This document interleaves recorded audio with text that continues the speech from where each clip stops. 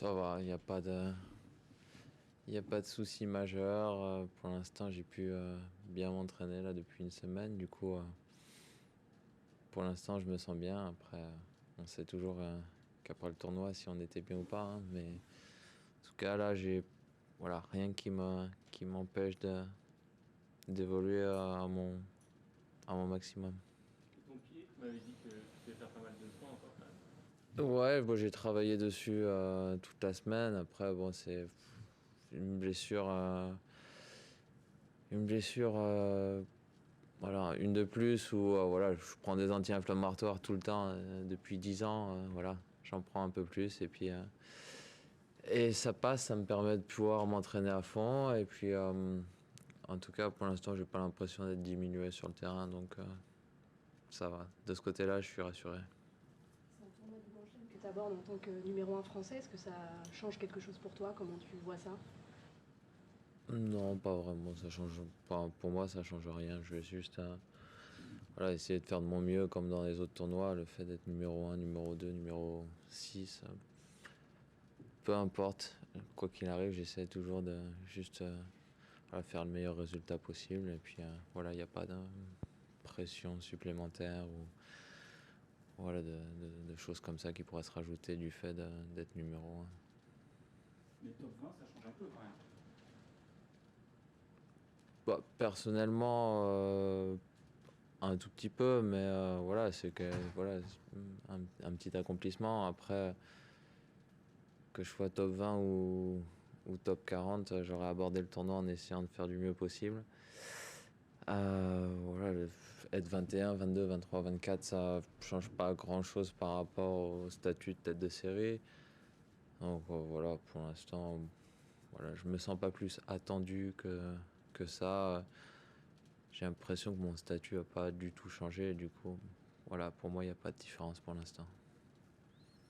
Si tu te places dans la peau d'un journaliste et que tu n'es pas concentré sur toi, mais sur la big picture, comme on dit en anglais, sur le tennis en général et sur la saison qui arrive, comment tu vois les choses arriver? Est-ce que tu penses que quelqu'un comme Djokovic peut continuer à avoir cette mainmise sur le circuit? Est-ce que tu vois quelque chose changer ou finalement ça va être un copier-coller de 2023 selon toi? Hum, pour l'instant, moi, je vois pas ce qui pourrait faire changer les choses. Quand je vois Djokovic évoluer, j'ai pas l'impression qu'il soit moins bien physiquement avec le temps. J'ai pas l'impression qu'il ait la moindre voilà, petite faiblesse ou quoi que ce soit. Et en tout cas, pour l'instant, tant qu'il évoluera à ce niveau-là, je pense que il va pas se passer grand-chose. Il y aura peut-être une petite défaite ou deux en plus, mais à chaque fois qu'il aborde, enfin à chaque fois qu'on commence un grand chef, j'ai l'impression que voilà, il est largement favori.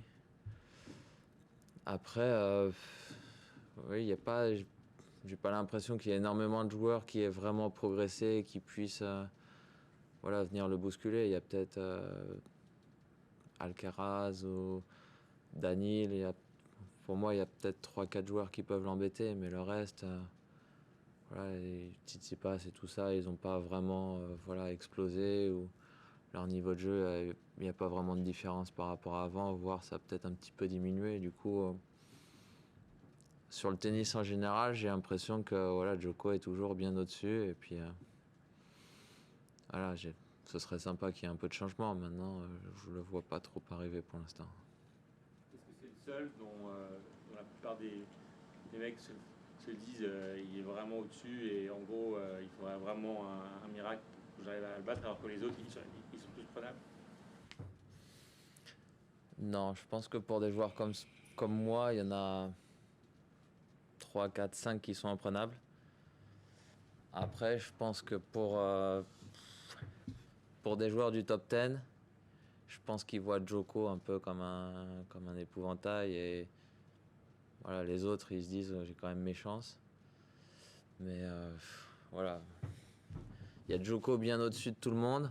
Maintenant, pour un joueur qui est entre 20e et 100e, Danil, il est quand même largement au-dessus aussi.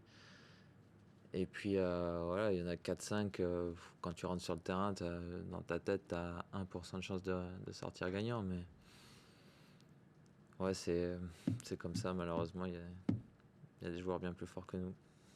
J'ai une question spécifique sur un de ceux qui peut l'embêter, et qui est d'ailleurs dans sa partie de tableau, c'est Sinner. Sinner, on est assez frappé par, on dit c'est un ball striker, sa qualité de frappe de balle. Qu'est-ce qui t'impressionne dans le bruit que ça fait dans la raquette? Est-ce qu'il y a quelque chose qui est différent de tous les autres dans cette frappe de balle, surtout en coup droit? Moi, je l'ai pas joué récemment, donc j'ai pas vraiment fait face à sa frappe de balle ou quoi que ce soit. Je l'ai joué une fois l'année dernière pendant Indian Wells. Et ça m'avait pas choqué. Moi, j'ai toujours trouvé qu'il frappait très bien la balle, qu'il se déplaçait très bien pour quelqu'un de sa taille. Il arrive à partir sur des appuis ouverts en revers, un peu comme Djokovic d'ailleurs. Ça, c'est assez impressionnant. Maintenant, je suis un petit peu étonné qu'il arrive autant à gêner Djokovic, qu'il arrive à le battre 2 fois comme ça en fin d'année. Parce que pour moi, Sinner, c'est un joueur hyper fort qui a des qualités de dingue. Maintenant, il est très premier degré, quoi. Il frappe très fort. Quand ça marche pas, il frappe encore plus fort, quoi. T'as pas l'impression qu'il est vraiment de petits, des petits jeux de secours, quoi. Alors qu'un mec comme Djoko, t'as l'impression que quoi qu'il arrive, les jours où il se sent pas bien, il arrivera à trouver une petite solution, un petit truc pour réussir à quand même gagner le match. Donc voilà.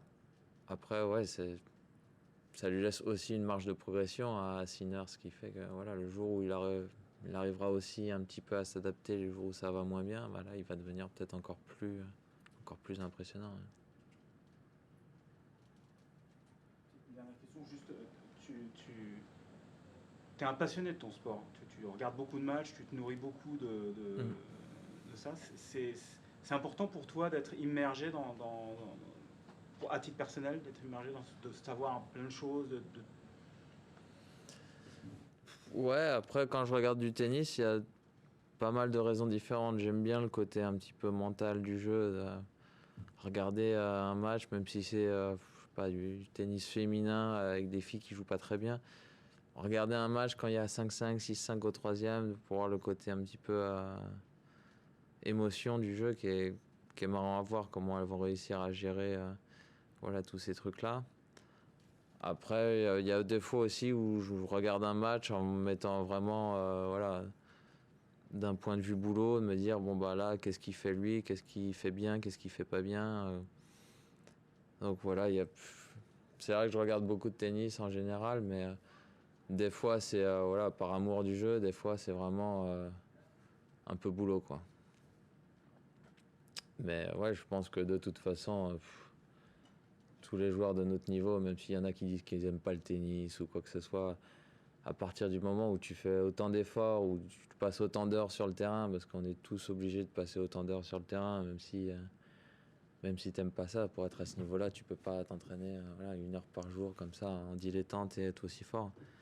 Donc voilà, je pense qu'on est tous un petit peu passionnés, même s'il y en a qui veulent pas se l'avouer. Et voilà, après tu vis tennis quoi qu'il arrive, et tu en regardes par défaut ou par amour, mais t'es un peu obligé, quoi qu'il arrive, d'être comme ça, quoi.